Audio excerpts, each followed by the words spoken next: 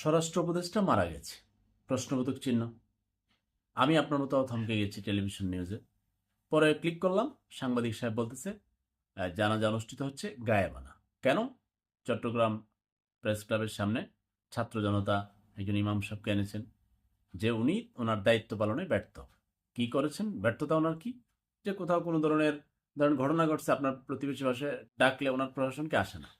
প্রশাসনকে জিগাইবেন, যদি ক্লোজ থাকে জিগাইবেন যে আমরা গেলে আমাদের নিরাপত্তা দিবে কে? আমাদের যদি ইচ্ছা মতো কেলানি দেয় জনগণ, কে কারে মারে তো ঠিক নেই। স্বরাষ্ট্র উপদেষ্টার বয়সের ভারে নিয়ে পড়েছেন, শারীরিক ফিটনেস দুর্বল, অর্ডার ফিটনেস দুর্বল, সব মিলিয়ে একটা গন্ডগোল অবস্থা। আরও একটা আর একটু ইয়াং ম্যান দেওয়া দরকার ছিল ওই জায়গার মধ্যে, যে ডিরেকশন শুনবে। আর প্রশাসন কিভাবে পরিচালিত হয়, বাংলাদেশের যে রাজনৈতিক ন্যারেটিভ, যে ক্ষমতা থাকে তার অর্ডার পালন করতে হয়। যদি অর্ডার পালন না করে তখন কি করে? কয়টা তো বিরোধী দলের লোক, এরা সরাই দাও, ওরে অন্য জায়গায় ট্রান্সফার করো, সাসপেন্ড করো, ওএসডি করো, নানান কিছু কয়। আছে, ঠিক আছে, রাজনৈতিক দলের গোলামি করে এদেশের প্রশাসন। সম্পূর্ণ রং এটা।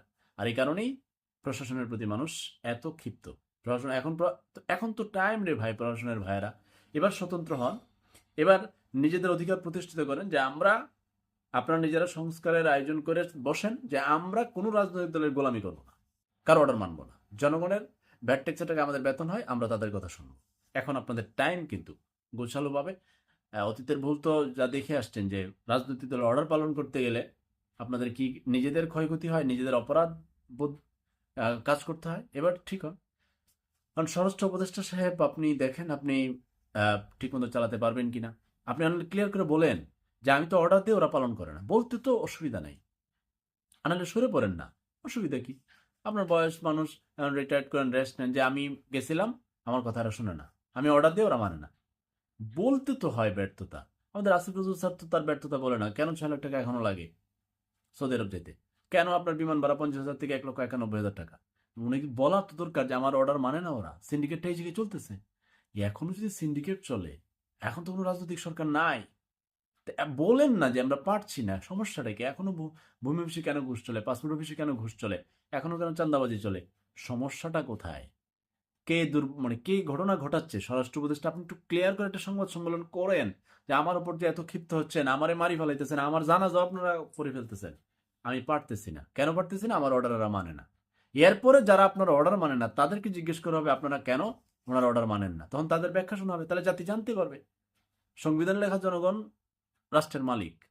আর বাস্তবে গিয়ে দেখবেন জনগণের কাম হচ্ছে আরেকটা, চান্দা দিবে, ঘুষ দিবে, তারপরে আপনার ভূমি অফিসে ঘুষ দিবে, পাসপোর্ট অফিসে ঘুষ দিবে, জন্ম নিবন্ধন ঠিক করবে, আইডি কার্ড ঠিক করবে, এগুলো জনগণের কাজ। আর নেতা কি? আপনার বড় মহান নেতা এত বড় চোর।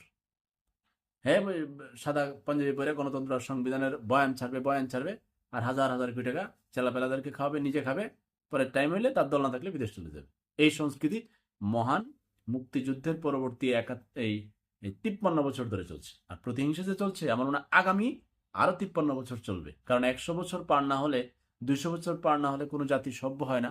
সভ্যতার ইতিহাস থেকে জানলাম। আল্লাহ হাফেজ।